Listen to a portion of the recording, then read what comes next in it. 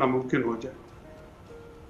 अच्छा सुलेरी साहब कुछ तजियाकार ये भी कह रहे हैं कि जी अगर शहबाज हुकूमत ने फौरी तौर पे मईशत के हवाले से इकदाम नहीं किए तो खुदा ना खास्ता जो हालात है श्रीलंका जैसे हो सकते हैं।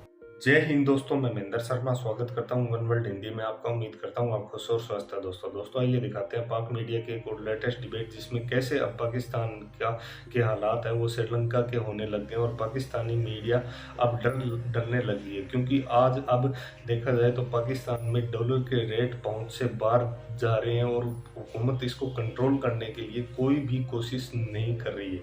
दूसरी तरफ अगर देखा जाए तो किसी भी देश का सहयोग अब पाकिस्तान को मिल नहीं रहा है और दूसरी तरफ IMF ने जो कंडीशनें लगा रखी है वो अगर कंडीशनें अप्लाई करें पाकिस्तान में तो पाकिस्तान की आवाम का खून चूसा जाएगा, क्योंकि हर चीज़ के रेट पाकिस्तान में पाकिस्तानी आवाम की पहुंच से दूर हो जाएंगे, क्योंकि इतनी उनकी कमाई भी नहीं है। तो आज कैसे पाकिस्तानी मीडिया डरा हुआ है, इस डिबेट में आप देखोगे कैसे बारी बारी में डिस्कशन हो रहा है शहबाज शरीफ अब करेगा क्या और पाकिस्तान को किस ओर ले जाएगा। तो दोस्तों देखिए डिबेट और कमेंट में अपनी प्रतिक्रिया जरूर दें। लास्ट में आपसे रिक्वेस्ट करूँगा, चैनल पर नए हैं तो चैनल को सबसे पहले सब्सक्राइब करें, लाइक शेयर कमेंट जरूर करें। दोस्तों जय हिंद, वंदे मातरम, भारत माता की जय। दोस्तों जा रहे हैं, सिर्फ बातें की जा रही हैं, इकदामात ना होने के बराबर है। इस पे बात करने के लिए मेरे साथ मौजूद है आबिद क़य्यूम सुलेरी साहब, माहिर मौशियात है, किसी तारुफ के मोहताज नहीं। सुलेरी साहब बहुत शुक्रिया वक्त देने के लिए। सुलेरी साहब जो मौजूदा हुकूमत है उससे मईशत की सूरत हाल है बिल्कुल भी कंट्रोल नहीं हो रही है। डॉलर की कीमत की अगर बात करें तो आसमानों पर जा रही है, तो किस तरफ जाता हुआ देख रहे हैं आप हालात को? जी शुक्रिया डॉक्टर साहब। मेरा ख्याल है कि इस वक्त जो सियासी अदम इस्तेहकाम है वो मुआशी अदम इस्तेहकाम को वो ज़्यादा बिगाड़ रहा है और मुआशी अदम इस्तेहकाम को एक ऐसी सिचुएशन है जिससे कोई भी पॉलिटिकल पार्टी जो है वो अपने सर पे उस इल्ज़ाम को नहीं लेना चाह रही। इस वक्त की जो सिचुएशन अगर हम देखते हैं तो जाहिर है कि एक चीज़ तो तय है कि IMF के पास जाए बगैर गुजारा नहीं है। अगर आप अगले साल को देखें, अगले साल में तकरीबन 46 बिलियन डॉलर जो हैं आपको मई जून में चाहिए और प्लस अगले साल में, अगले माली साल में IMF प्रोग्राम में चले जाते हैं तो शायद हमें 51 बिलियन डॉलर तक अरेंज हो जाएंगे हमारे पास। लेकिन अगर नहीं जाते तो फिर जो है वो जो स्टेट बैंक के रिजर्व्स हैं वो भी बुरी तरह से हिट होंगे। पाकिस्तान की करेंसी मजीद नीचे जाने का खतरा, खुदा न खास्ता फौरी तौर पे तो नहीं लेकिन ग्रेजुअली हमारी क्रेडिट रेटिंग जो है वो भी मुतासर होना शुरू हो जाएगी। अब मौजूदा हुकूमत ये चाह रही है कि अगर वो तल्ख फैसले लेती है, पेट्रोल की कीमत बढ़ाती है 35 से 40 रुपए पर लीटर, डीजल की कीमत बढ़ाती है, उस पर पेट्रोलियम डेवलपमेंट लेवी भी लगाती है और अगला बजट जो है वो भी IMF की कंसल्टेशन के साथ बनाती है, तो फिर वो चाह ये रही है, लगता है ऐसा कि वो चाहती है कि फिर PTI की तरफ से उसको कम से कम मुज़ाहमत जो है वो मिले।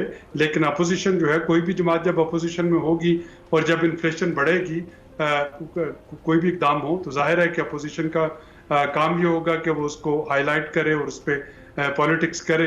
तो ये एक सिचुएशन बनी हुई है और लग ये रहा है कि अगर मौजूदा हुकूमत जो है वो हथियार फेंक देती है तो फिर केयर टेकर सेटअप आएगा जिसके साथ IMF बात करने को राजी नहीं होगी। IMF और ना ही केयर टेकर जो है वो अगला बजट दे पाएगी। तो इस वक्त काफ़ी कैच 22 सिचुएशन है पाकिस्तान की। 25 तारीख को इमरान खान साहब का धरना भी है और मुझे लग ये रहा है कि शायद IMF के मुज़ाकरात 25 से लेट हो जाएंगे, वो 2-3 दिन मजीद आगे चले जाएंगे। वो कोई भी फैसला 25 को नहीं सुनाएंगे। एक वजह तो ये है कि वो अगला माली साल का बजट जो है उसको क्लास बाय क्लास वो देखना चाह रहे हैं और दूसरी वजह ये है कि IMF भी चाहेगी ये देखना कि उस लॉन्ग मार्च का और उस धरने का असर हुकूमत पे क्या होता है और सियासत पे क्या होता है। तो इस वक्त एक गंभीर सिचुएशन है सियासी मैदान में भी और मुआशी मैदान में भी।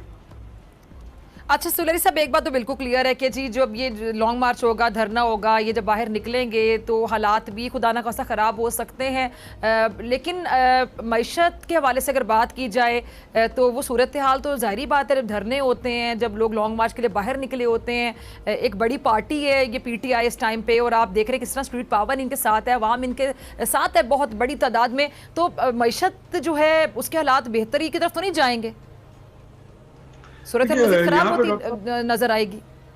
देखिए सियासी अदम इस्तेहकाम भी जब होगा तो सुलेरी साहब अग्री करेंगे तो मईशत पे उसका बराह रास्त एक असर होगा जो कि अच्छा नहीं होगा। देखिए ये चीज इन तीनों बड़ी पार्टियों को जाननी चाहिए कि अगले इलेक्शन के बाद इन तीनों में से किसी को हुकूमत बनाने का मौका मिलेगा। खा वो PTI हो, PMLN हो, पीपल्स पार्टी हो। और हमने देखा है पाकिस्तान में कि जब एक दफ़ा डॉलर की कीमत जो है वो चढ़ जाती है तो फिर बहुत मुश्किल होता है उसको ये वापस लेके आना। अगर तो PMLN गवर्नमेंट आते ही मिफ्ता साहब को फ्री हैंड देती और मिफ्ता साहब उसी वक्त IMF के साथ चले जाते उन मुज़ाकरात पे, कीमतें जो है एनर्जी की जो बढ़ानी थी वो बढ़ा देते, तो शायद डॉलर भी 185 रुपए पे होता और हुकूमत भी उस तरीके से ब्लैकमेल ना हो रही होती अपोजिशन के हाथों। लेकिन अब चूंकि देर हो चुकी है, ऑलरेडी 7 हफ्ते जो है वो उसमें गुजर चुके हैं, तो अब अगर सूरत हाल जो है वो IMF के मैदान फ्रंट पे नहीं संभाली जाती या वो PTI के लॉन्ग मार्च के बाद खराब होती है तो सबके लिए खराब हो रही होगी। और ये चीज़ हमें जहन नशीन कर लेनी चाहिए कि केयर टेकर सेटअप आएगा, अगले इलेक्शंस आएंगे, उसके बाद जो भी हुकूमत आएगी उसको इकॉनमी वहीं से लेके चलना होगी जिस हद तक वो खराब हो चुकी होगी। तो ये तीनों के इस वक्त सियासी मुफाद में है कि उनको एक मुस्तहकम मईशत मिले, ना कि एक ऐसी मईशत मिले जिसको कि फिर संभाला देना जो है वो नामुमकिन हो जाए। अच्छा सुलैरी साहब कुछ तजिया कर ये भी कह रहे हैं कि जी अगर शहबाज हुकूमत ने फौरी तौर पे मईशत के हवाले से इकदाम नहीं किए तो खुदा ना ख्वास्ता जो हालात है श्रीलंका जैसे हो सकते हैं, क्या कहेंगे आप? मेरा नहीं ख्याल कि फौरी तौर पे ऐसे होंगे। पाकिस्तान जो है वो श्रीलंका से 5 गुना बड़ी इकॉनमी है। श्रीलंका जो थी वो $80 बिलियन की इकॉनमी है। पाकिस्तान इस दफ़ा आपने जो नेशनल अकाउंट्स कमेटी के नंबर देखें, माशाल्लाह हम $400 बिलियन के लगभग पहुंच रही है जो इकॉनमी। तो जो इकॉनमी का साइज है वो काफ़ी बड़ा है। फिर श्रीलंका का जो वाह सोर्स ऑफ जो था फॉरेन एक्सचेंज, एक जो बड़ा वो टूरिज्म था जो कि कोविड की वजह से बुरी तरीके से हिट हुआ। पाकिस्तान में माशाल्लाह रेमिटेंसेस भी हैं, हमारी एक्सपोर्ट्स भी हैं।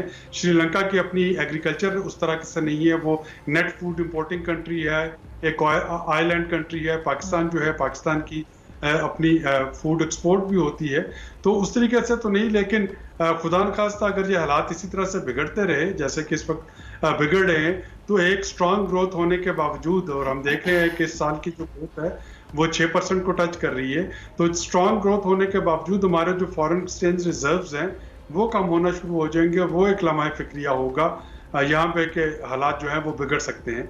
तो फौरी तौर पे तो डिफॉल्ट का खतरा नहीं है, लेकिन खुदा न खास्ता हालात उस तरफ जा सकते हैं अगर हमने इकदाम जो हैं वो ना लिए और उन पर रिस्ट्रिक्ट ना किया हुकूमत ने।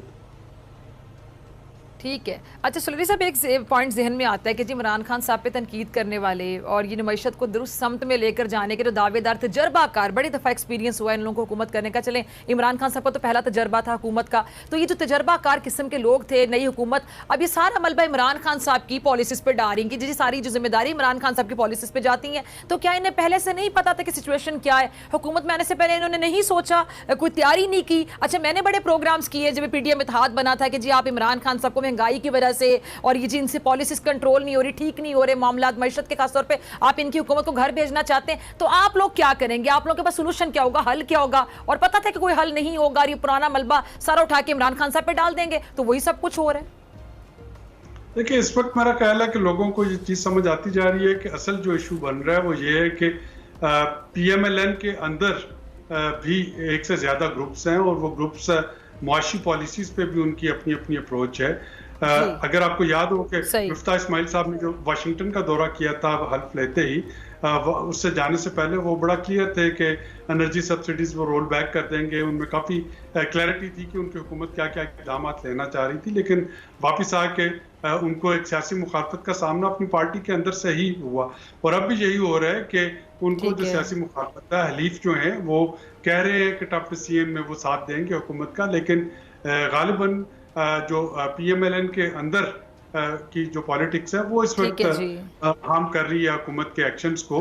अगर तो हुकूमत जो है वो आते ही इक़दाम करती और उसके बावजूद जो चीज़ें हैं वो ना संभाली जाती, तो फिर तो पिछली हुकूमत पर तनकीद बिल्कुल मुनासिब थी। तो अब तो 2 महीने हो गए, यानी अगर आज हम ये तनकीद करते हैं कि इमरान खान की हुकूमत एक लैंड माइन बिछा गई थी एनर्जी सब्सिडीज दे के, तो ठीक है, आप उस लैंड माइन को फौरी तौर पर हटा दें,